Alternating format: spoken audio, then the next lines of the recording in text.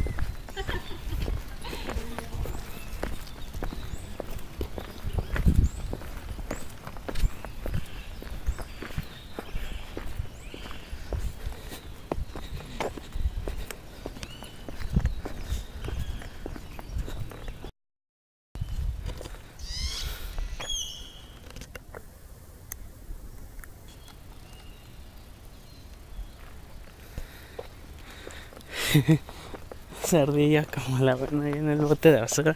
Salió de ahí, de ese bote de basura.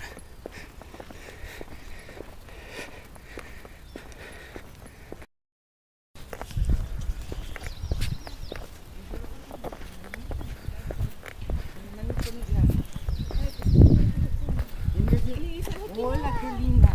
¿Quién era? Se le voy a decir a Rocío. Ajá.